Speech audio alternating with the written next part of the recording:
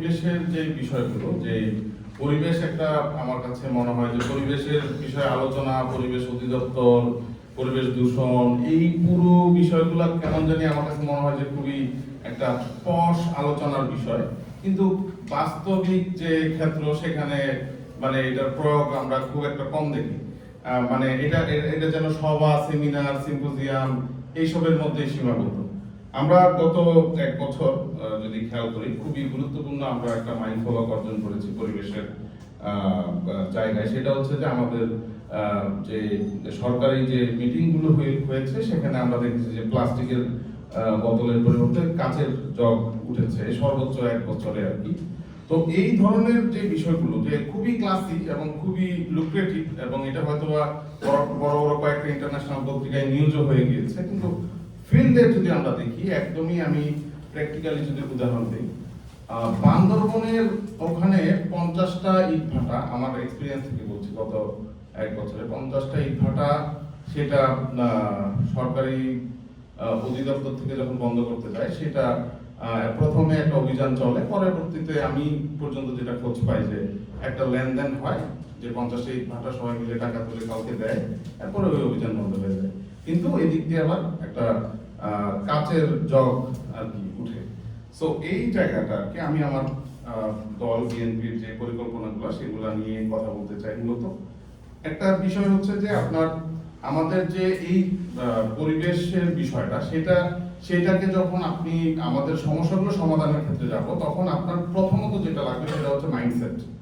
আপনাদের আমাদের যে অন্যান্য রাজনৈতিক দলগুলো ইনক্লুডিং আমার দল, সেখানে মাইন্ডসেটটা খুব ইম্পর্টেন্ট যে আমি আসলেই কি কাজ করতে চাই কিনা, এবং সেটা কি শুধুই মুখে বলার জন্য বা শুধুই সিম্পোজিয়াম, সভা, সেমিনারের জন্য বা গবেষণার জন্য, নাকি হচ্ছে প্র্যাকটিক্যালি আমি করতে চাই। সেই জায়গা থেকে আমি ধরেন যে খুব রিসেন্টলি একটা এক্সাম্পল দিই, যখন হচ্ছে আমার দলের প্রধান জনাব তারেক রহমান দীর্ঘ 17-18 বছর পর দেশে ফেরত আসলেন, খুব স্বাভাবিকভাবেই একটা সংবর্ধনা হলো। সেখানে 300 ফিটের মধ্যে যে জায়গাটা, অনেক বেশি জনসমাগম হওয়ার জন্য বা সারা দেশ থেকে নেতা কর্মীরা আসার জন্য এক প্রকারের যে ওখানকার রাস্তার মাঝখানে যে গাছগুলা, সেই গাছগুলো অনেকে ভেঙে ফেলেছে বা বেশি চাপের কারণে ক্ষতিগ্রস্ত হয়েছে, এবং সেই এলাকাটা একটু আপনার পরিবেশের জায়গায় বলি, পরিচ্ছন্নতার জায়গায় বলি, সেইটা একটা ক্ষতিগ্রস্ত হয়েছে। তো যখনই এইটা নিয়ে অনেক সমালোচনা হচ্ছে বা আলাপ আসছে, সাথে সাথে কিন্তু এটাকে অ্যাকশনের দিকে আমি যাইতে দেখছি। সেটা হচ্ছে যে প্রথমত যেটা করা হলো যে পুরো এলাকাটা পরিষ্কার করা হলো, এরপরে যে ক্ষতিগ্রস্ত গাছগুলা সেইগুলোর জায়গায় আবার আমরা পুনরায় গাছ লাগাইতে দেখলাম। So this is the action আসলে। এখন সামনের দিনে যে পরিকল্পনাগুলোর কথা আমরা শুনতেছি, যেমন ধরেন যে 20,000 কিলোমিটার খাল খননের একটা পরিকল্পনা আমার দলের পক্ষ থেকে বলা হয়েছে। এখন যে বিষয়টা সমালোচনার জায়গা থেকে যদি আমি চিন্তা করি, অনেকে বলবে যে এত বড় একটা পরিসরে যদি আপনি খাল খননের কথা বলেন। সো এখানে যেটা হয়েছে যে আপনি যখন একটা প্রাইমারি টার্গেট সেট করেন এবং আপনার ইন্টেনশন থাকে যে আমার নদীর নাব্যতাগুলা, যেটা আমার পূর্ববর্তী আলোচক রুবেল ভাই বলে গেল যে আমাদের পলিগুলা সমুদ্র পর্যন্ত যাচ্ছে না, বা নদীর এই নাব্যতার জন্য আমার খুলনা অঞ্চলে বা বিভিন্ন জায়গায় সাতক্ষীরায় এইসব জায়গায় লবণাক্ততা অনেক বেশি বাড়তেছে। এমনকি আমি গত কিছুদিন আগে একটা স্টোরি দেখছিলাম বিবিসি, যেটাতে দেখাচ্ছে যে একজন মা তার সারা বছরের পানি, বৃষ্টির পানি এবং হচ্ছে ছোট ছোট প্লাস্টিকের ইয়াতে করে সারা বছরের খাবারের পানি ধরে রাখতেছে, এবং ওইখানে শুধুমাত্র খাবার পানিটা তারা ওই সাধু পানি খাচ্ছে, গোসল এবং অন্যান্য কাপড় চোপড় ধোয়া সবটা কিন্তু আপনার ওই লবণাক্ত পানির কারণে। এবং এটাতে আমাদের নারী যারা, তাদের যে শরীরের উপর প্রভাব পড়তেছে, তাদের অনেকের জরায়ু কেটে ফেলতে হচ্ছে, এবং হচ্ছে যে বড় বড় অসুখের একটা বিষয় দেখছি। সো আপনি যখন ওই জায়গাগুলো সিরিয়াসলি দেখবেন, আপনার মাইন্ডসেট, সরকারের মাইন্ডসেটে যখন পরিবেশটা থাকবে, তখন এই বিষয়টা তার কাছে গুরুত্বপূর্ণ হয়ে উঠবে। তো আমার জায়গা থেকে আমি যদি চিন্তা করি যে আমার দলের যে ভবিষ্যৎ পরিকল্পনাগুলো, সেগুলোতে আমি এইটার একটা প্রভাব, এইটার একটা সিরিয়াস একটা প্রভাব আমি দেখি যে তারা আসলে কাজ করতে চায়। একটা পরিকল্পনা অংশ হিসেবে বলা হচ্ছে যে গাছ লাগানো হবে 25 কোটি গাছ 5 বছরে। এখন এটা নিয়েও কথা উঠেছে যে 25 কোটি গাছ সাউন্ডস অনেক বেশি পরিমাণ না, তো এখানে আবার সেটার একটা আমার দলের পক্ষ থেকে ব্যাখ্যা দেওয়া হয়েছে যে কোন কোন প্রক্রিয়ায় আমরা এই 25 কোটি গাছটা লাগাবো। সেটা হচ্ছে যে ব্যাখ্যা করে বলা হয়েছে যে আমাদের কোন কোন জায়গাগুলো খালি আছে, আমরা ড্রোনের মাধ্যমে আমাদের নদী, বড় বড় যে নদীগুলো, সেগুলোর নদী প্রবাহ এবং রাস্তাগুলি, হাইওয়ে রোড থেকে শুরু করে অন্যান্য যে সরকারি জায়গাগুলো আছে, সেগুলোতে ড্রোনের মাধ্যমে আমরা স্ক্যান করে দেখবো যে কতটুকু স্পেস আছে এবং সেই জায়গাটাতে কতটুকু গাছ লাগানো যাবে। তো এইভাবে পর্যায়ক্রমে 25 কোটি গাছ লাগানোর একটা পরিকল্পনা আমার দলের থেকে নেওয়া হয়েছে।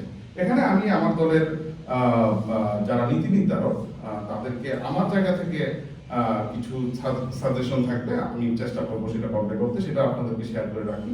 সেটা হচ্ছে আমি থাকি আপনার পুরনো ঢাকায়, ঢাকা বুয়েটের ঠিক পিছনে। তো পুরনো ঢাকার এবং ঢাকার একটা বড় অংশ পুরোটা শুধু বিল্ডিং আর বিল্ডিং, একটা সিঙ্গেল স্পেস নাই যেখানে হচ্ছে আপনি গাছ লাগাবেন। আপনি যদি লাগাইতে চেষ্টা করেন, একটা সিঙ্গেল স্পেস নাই যেখানে আপনি গাছ লাগাবেন। এবং এটা কিন্তু শুধু এক জায়গায় যে একটা এলাকায় পুরান ঢাকা তা না, মাইলকে মাইল, শহরকে শহর, একদম পূর্বাঞ্চলটা। এবং আমরা এটার একটা প্রভাবও দেখি যে এক্সট্রিম হট এই বছর হয় নাই, কিন্তু এর আগে আমরা খেয়াল করেছি হঠাৎ করে অতিরিক্ত গরম আমরা খেয়াল করলাম। এবার যেমন স্যার বললেন যে অতিরিক্ত ঠান্ডা, হঠাৎ করে ঢাকায় এত ঠান্ডা পড়ার কথা না। তো এই জায়গাটা আমরা কি করতে পারি, এই জায়গাটা আমি আমার দলকে কনভে করতে চাবো সেটা হচ্ছে যে ছাদ কৃষির দিকে আমরা মনোযোগ দিতে পারি। রিসেন্টলি আমরা অনেকগুলো সাকসেসফুল ছাদ কৃষি দেখেছি যেখানে পুরো পরিবারের যে সবজি সেটা চাহিদা পূরণ হচ্ছে।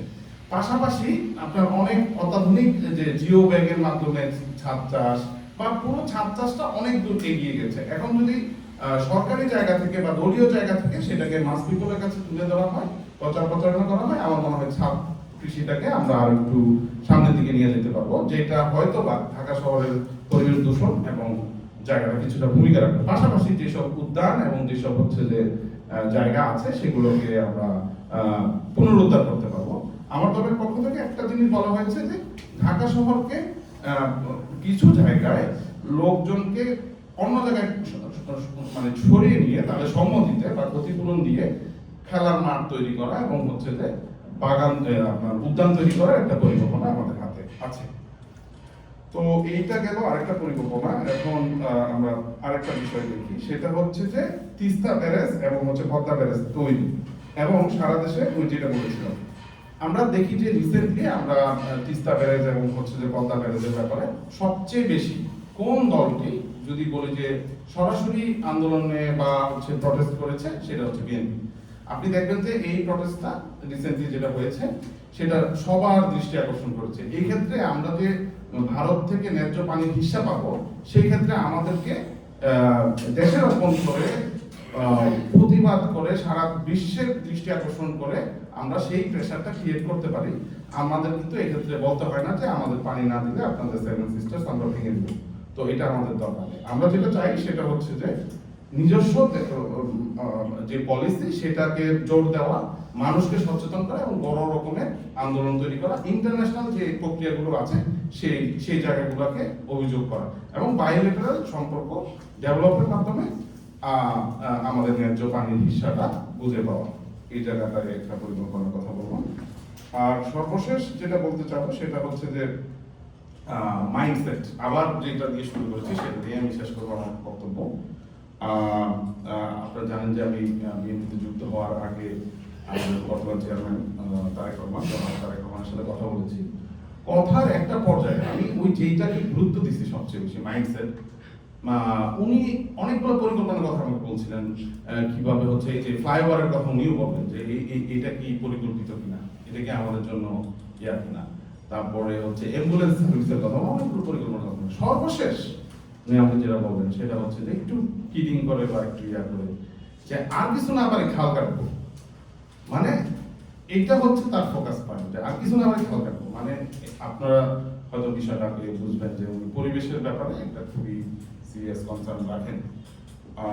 তো আশা করবো যে অন্যান্য দলগুলো তাদের সেই পরিকল্পনাগুলো তুলে ধরবে এবং এই যে ডায়লগগুলো, এই ধরনের ডায়লগ আরো বেশি হবে।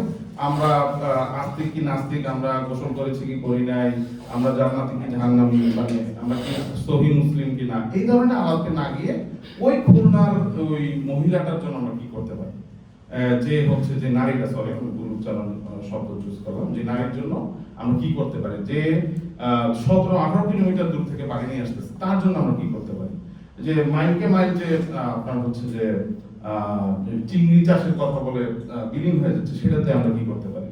তারপরে হচ্ছে আরেকটা বিষয় এখানে উল্লেখ করি, মাইগ্রেশন যেটা হচ্ছে আপনার ওই যে আমার এলাকায় আমি খেয়াল করি, বেশি দূরে যাওয়ার দরকার নেই, চট্টগ্রাম বাঁশখালী আমার বাড়ি, বাঁশখালীর সমুদ্র তীরবর্তী একটা এলাকা হচ্ছে সনুয়া, মানে সমুদ্রের পার ঘেঁষে যে এলাকাটা, সেখান থেকে আমার বাঁশখালীটা হচ্ছে একটু পাহাড় ঘেঁষে, আমাদের চট্টগ্রামের মানচিত্রটা যদি দেখেন একদম চিকন হয়ে ভিতরে যেটা চলে গেল। তো সনুয়ার বেশিরভাগ লোক এখন আমার বাঁশখালীতে জমি কিনতে যাচ্ছে। কেন? সে নতুন করে ভিটা করবে, নতুন করে ঘর করবে, তার ওখানে মাথায় এখন কাজ করতেছে যে আর তো কিছুদিন পর আমার ঘর পর্যন্ত চলে আসতে পারবে। তো এটা কিন্তু খুবই সিরিয়াস কনসার্নের জায়গা। আমাদের মনে হয় যে সবগুলো দলে এই পরিবেশের বিষয়ে খুবই আন্তরিক থাকা উচিত, এবং এই ব্যাপারগুলো শুধুমাত্র যে প্লাস্টিকের, অবশ্যই প্লাস্টিক আমাদের দেশের জন্য সবচেয়ে ক্ষতিকর একটা জিনিস, এটাকে অবাধে ঢুকছে এবং অবাধে পলিথিন এবং অন্যান্য যে প্লাস্টিকের ব্যবহার সেটা অনেক বেশি বাড়ছে, সেটাকে অবশ্যই নিয়ন্ত্রণ করতে হবে। কিন্তু সেটা শুধুমাত্র ওই যে প্লাস্টিকের বোতলের পরিবর্তে কাঁচের জগ দিয়ে পরিবেশের যে সামনের যে চ্যালেঞ্জগুলো, আমরা সেই চ্যালেঞ্জ মোকাবেলা করতে পারবো বলে আমরা মনে করি না। সকলকে অসংখ্য ধন্যবাদ।